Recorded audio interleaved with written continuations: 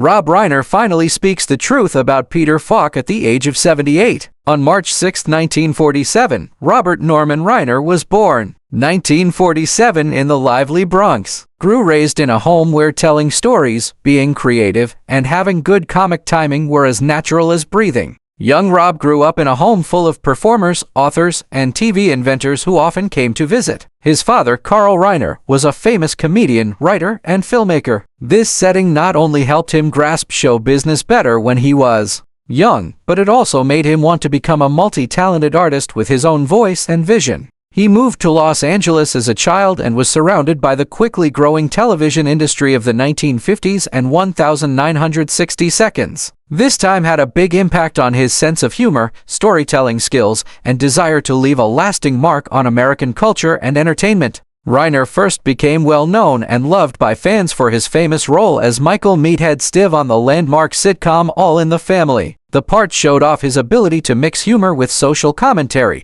which made him the perfect progressive counterweight to Carol Ockenor's famous Archie Bunker. Reiner showed week after week that comedy could be an effective way to talk about some of the most difficult social and political problems of the time, like the Vietnam War, civil rights, and changing moral ideals. His performance won him several Emmys and made him known as an actor with perfect timing and a natural talent for roles that are both funny and emotionally genuine. His time on the show also taught him a lot about writing, directing, and producing, which would subsequently shape the next stage of his career. Reiner left acting to make movies, and Hollywood was amazed by his directing talent, which was wide-ranging, deep, versatile, and able to tell tales that people loved. His first big hit as a director, the 1984 mockumentary This Is Spinal Tap, became a cultural phenomenon. It showed how great he was at making jokes that were based on truth, subtlety, and improvisation, and it also made fun of the excesses of rock music culture with loving accuracy. After then, there was an amazing run that very few filmmakers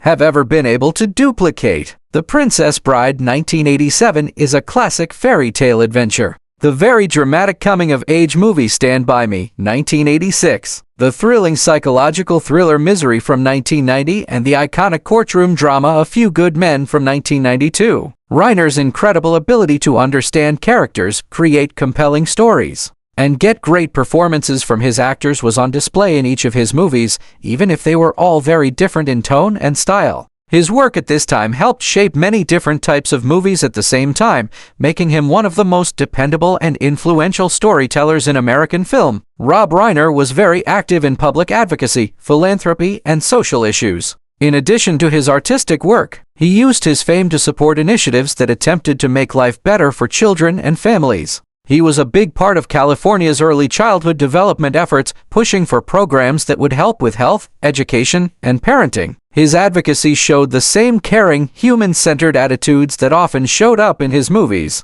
being kind, fair, and thinking that society has a duty to help those who are weak. Reiner always showed that he was dedicated to making a difference beyond the screen, whether he was speaking up for the arts, civil rights, or public health. Rob Reiner's work in front of the camera has been just as interesting and fun as his famous work behind the camera. And over the years, he has kept establishing a cinematic presence that is both familiar and always fun to watch. Reiner never stopped acting, even though he was becoming known as one of Hollywood's best directors. Instead, he successfully incorporated it into his artistic life, acting in a wide range of films and TV shows that show off his charisma, timing, and adaptability. Starting in the late 1980s, he had a consistent run of notable supporting performances. The first was in the darkly funny movie Throw Mama from the Train 1987, where his ability to make people laugh without being too obvious provided depth to the movie's strange tone. People liked him in the romantic classic Sleepless in Seattle,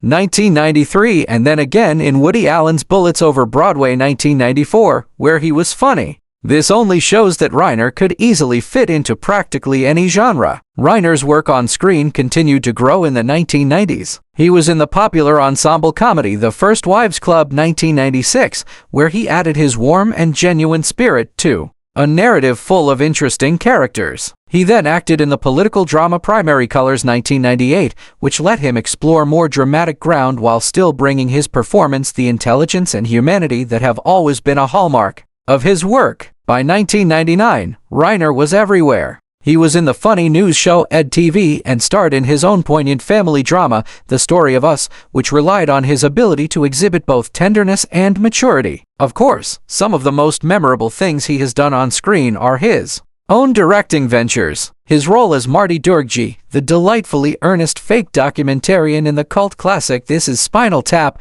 is still one of his most famous performances. It was the right mix of dry humor and mock seriousness that helped mold the DNA of modern mockumentaries. He kept adding these small but important acting moments to his later movies, like Alex and Emma 2001 and especially Shock and Awe 2017, where he played a major supporting role in a politically charged drama that showed how much he cared about journalism, truth, and civic duty. Reiner has also demonstrated that he is prepared to make fun of himself by taking on cameo parts that show off his good-natured sense of humor and self-awareness.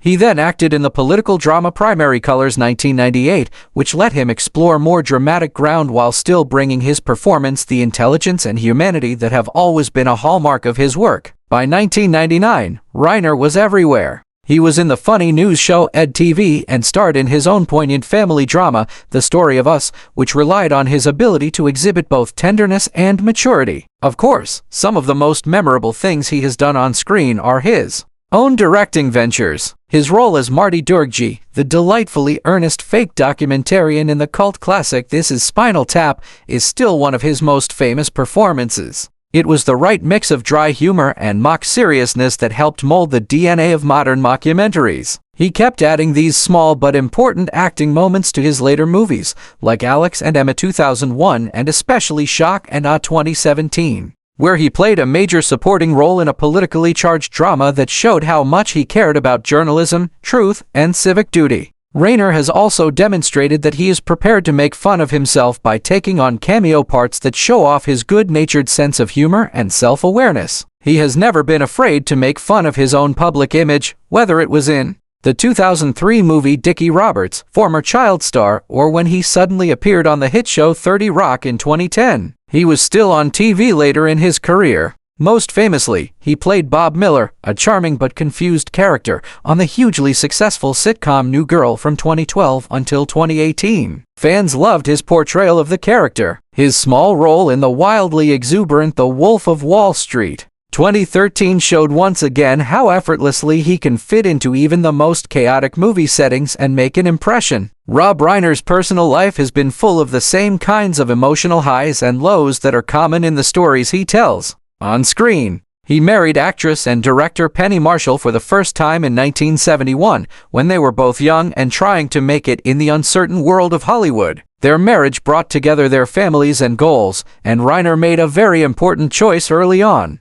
He took in Marshall's little daughter, Tracy Reiner, who would later become famous for her roles in movies like A League of Their Own. This act showed how much Reiner cared about his family, showing that for him, love went beyond blood ties. Their marriage ended in 1981, despite it was full of shared experiences and creative overlap. This was the end of a chapter that was full of growth, challenges, and respect for each other. Years later, while directing the now classic romantic comedy Fate played a role in Harry Met Sally that was similar to the principles of chance and connection that the movie celebrates. Reiner met photographer Michelle Singer while making the movie. She would quietly but drastically change the trajectory of his life. Their meeting did more than bring them together. It made Reiner think about the movie's original ending again, which led him to the emotional and famous ending that fans love now. This real-world effect on his art shows how much Singer has touched him from the outset. Their connection grew stronger over time, thanks to their shared inventiveness, tenderness, and understanding of life both inside and outside of Hollywood's harsh limelight.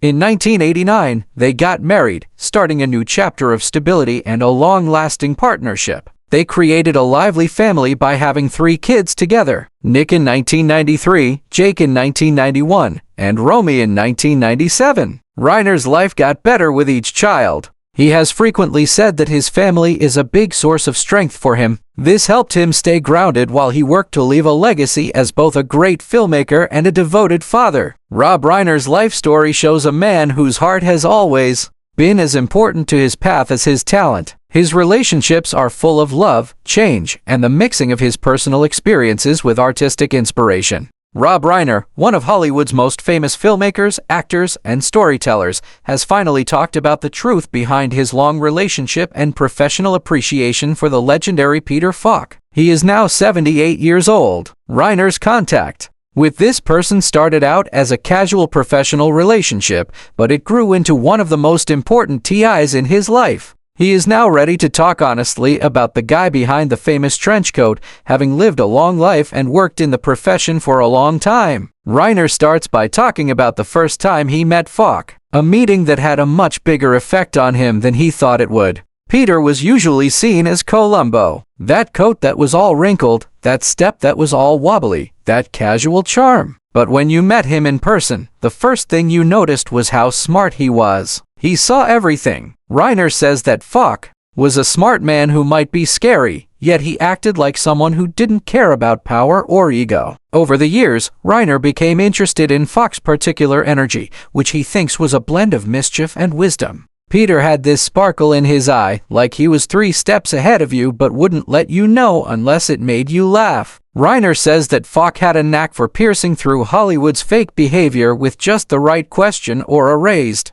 eyebrow. Reiner says that Falk was unforgettable for more than simply his talent. He was kind to everyone he worked with, including staff people, extras, and other actors. Reiner also talks about how disciplined Falk was in his work, which surprised a lot of people who thought his laid-back on-screen personality was natural. He put in a lot of effort. People think Columbo just walked onto the screen. No, Peter understood every phrase, every beat, and every little thing. He practiced, changed his mind, and thought about it all the time because he thought the audience deserved realness. Reiner likes how Falk combined careful planning with an almost improvisational looseness to make a character who felt spontaneous even though a lot of work went into it. When Reiner talks about their friendship, his voice is softer. He goes from admiring Falk as an actor to like him as a person. He remembers how funny their conversations were and how Falk could make things less tense just by being himself. If Peter thought you were stressed, he'd say something or make a face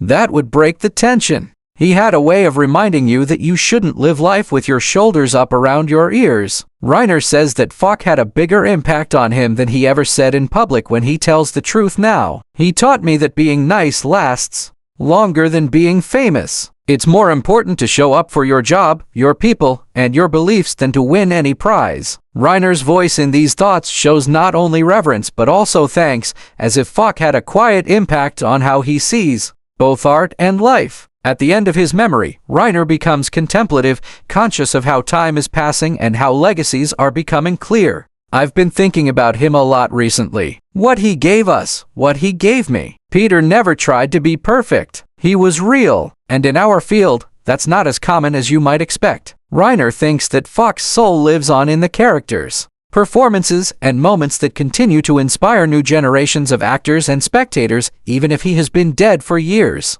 For Reiner, Falk is still a Hollywood legend and a friend who changed him in modest, profound ways. If I'm being honest, Peter Falk was bigger than life. Not because he behaved bigger, but because he lived with love. And that's the bit I'll always remember.